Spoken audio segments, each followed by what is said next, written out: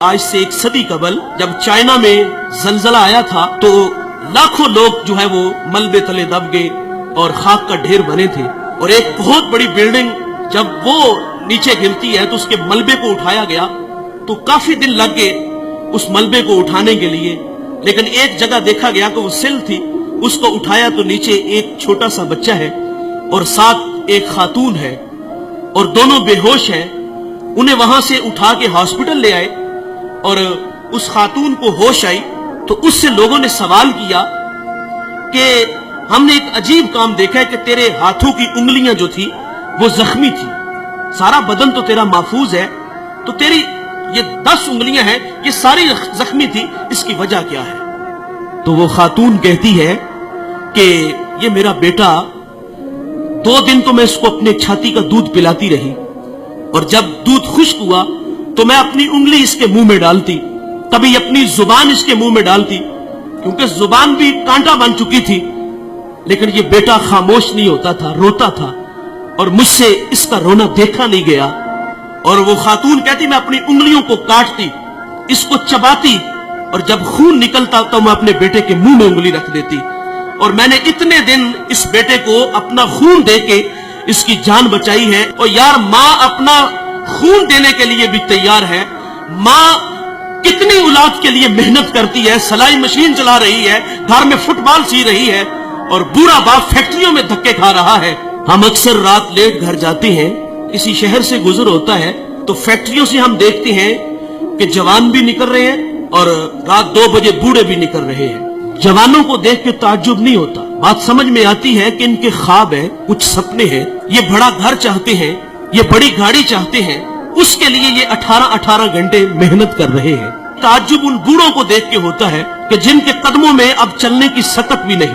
یہ وقت تو خدمت کروانے کا تھا، لیکن یہ فیکٹریوں میں دھکے کھا رہے۔ والدین کی عظمت کو سلام کرتا ہوں، یہ 18 گھنٹے کام اس لیے کرتے ہیں کہ پہلے ہمارے بچے اسکول میں پڑھتے تھے، اب کالج میں ہیں، یونیورسٹیوں میں پڑھتے ہیں، اب خرچے بڑھ گئے ہیں، ان کی تعلیم کو مکمل کرنے کے لیے وہ 18 گھنٹے کام کرتے ہیں۔ اور ان بوڑھوں کے پیش نظر یہ بھی ہوتا ہے کہ ہم نے تو ساری زندگی مستریوں کے پیچھے دابڑے اٹھائے، فیکٹریوں میں دھکے کھائے، کل کو ہماری اولاد ہماری جگہ پہ نہ کھڑی ہو۔ وہ ہمیں آسودہ کرنے کے لیے، آسودگی دینے کے لیے خود 18 گھنٹے کام کر رہے ہیں، لیکن افسوس انہوں نے محنت سے پالا، انہوں نے ہمیں معاشرے میں جینے کے گر سلیقے دیے، ہمیں تعلیم کی دولت سے آراستہ کیا۔ ماں گھر میں فٹ بال سی کے بچوں کے لیے پیسے جمع کر رہی ہے، کئی بار ہاتھ زخمی ہوا، ساری رات وہ سلائی مشین چلا کے اپنی اولاد کی تعلیم کے لیے محنت کی، اور ہم اتنے بڑے بنے کہ جب ہم کسی اعلیٰ مسند پہ بیٹھے تو اب ماں باپ خود کو چھوٹا محسوس کرنے لگے۔ یہ رویے ہیں ہمارے، وہ ہمیں بڑا دیکھنے کے لیے خود ہارے۔ مجھے سرے راہ ایک بوڑھا ملا، وہ چنے بھون رہا تھا تو میں اس کے پاس رک گیا اور اس کا ہاتھ بھی کام نہیں کر رہا تھا۔ میں نے کہا بابا جی اس عمر میں بھی کام کرتے ہو؟ تو وہ بوڑھا مجھے کہتا ہے کہ مولوی صاحب میرا پتر 14ویں کلاس میں پڑھتا ہے۔ لیکن سب افسوس ہم بڑے بنے تو ماں باپ خود کو چھوٹا محسوس کرنے لگ گئے۔ اب باپ کا تعارف کراتے ہوئے بیٹے کو شرم آ رہی ہے۔